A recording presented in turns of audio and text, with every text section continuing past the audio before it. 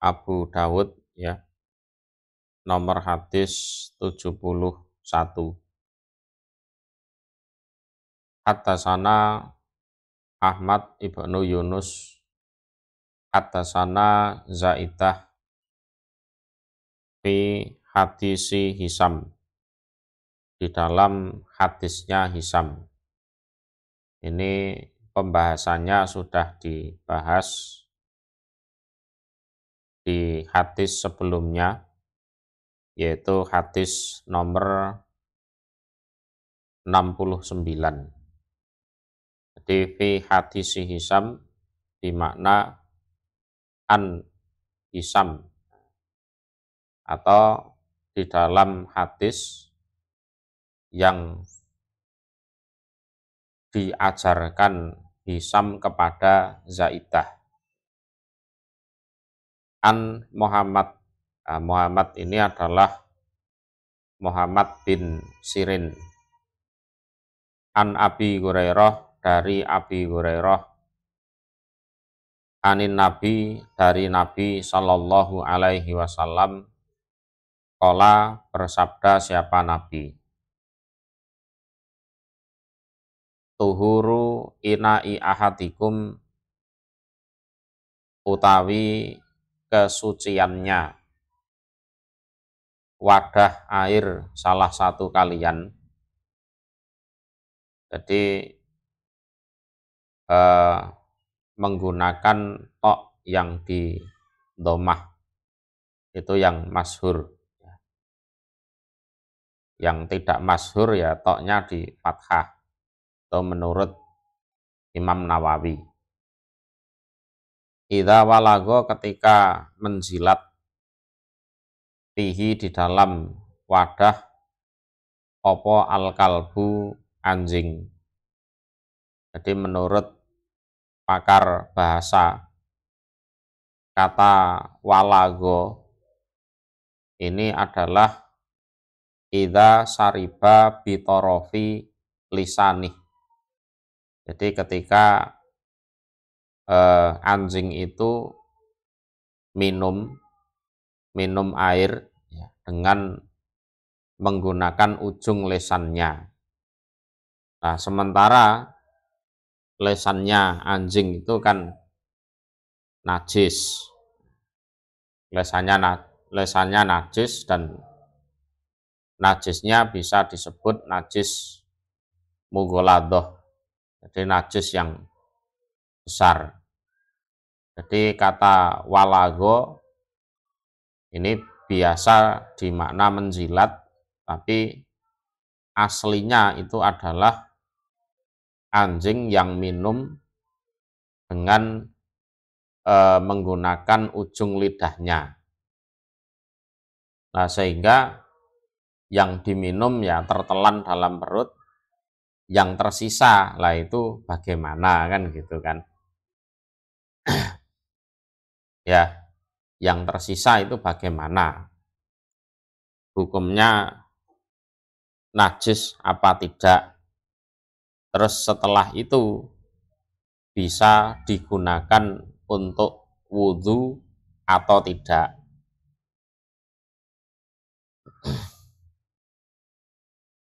Iku an yuksala, jika dibasuh apa wadah, sab'a marotin, 7 kali. Ulahuna, utawi pertama kalinya 7 kali tersebut, biturobin, dengan tanah. Nah, hadis ini menunjukkan dalil wajibnya membasuh najisnya jilatan anjing itu 7 kali. Berarti lidahnya najis, digunakan untuk minum air yang masuk perut, ya sudah, itu urusannya anjingnya. Terus yang jadi masalah sisanya. Misalnya air dalam bak atau dalam ember, terus ada anjing datang minum. itu bagaimana? Yang jelas kalau madhabnya Imam Syafi'i, Imam Ahmad, ya najis. Ya, najis. Jadi ya sudah, itu kalau untuk wudhu ya berarti malah rata najisnya, dibuang saja. Ya, walaupun di kemarin dalam pembahasan untuk Imam Az-Zuhri itu memperbolehkan wudhu dengan air itu. Nah, praktek ulahuna biturab. Jadi basuhan pertama dari 7 basuhan itu menggunakan pasir atau tanah. Artinya adalah air yang digunakan untuk basuh pertama kali itu dicampur dengan tanah atau dengan debu atau dengan pasir sampai di situ airnya keruh. Jadi tidak masalah air terus disoi pasir atau pasir disoi banyu, nah, dituang air. Tidak ada masalah, pokoknya sampai airnya keruh. Jadi tidak masalah air terus dituangi pasir atau pasir dituangi air sampai keruh. Nah, kemudian jilatannya anjing atau wadah yang dijilat anjing itu dibasuh untuk yang pertama kali. Nah, selanjutnya kedua, ketiga dan seterusnya sampai ke-7 itu dengan air biasa.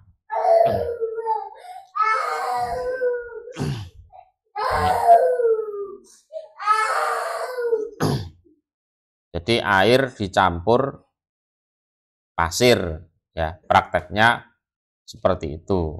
Ya.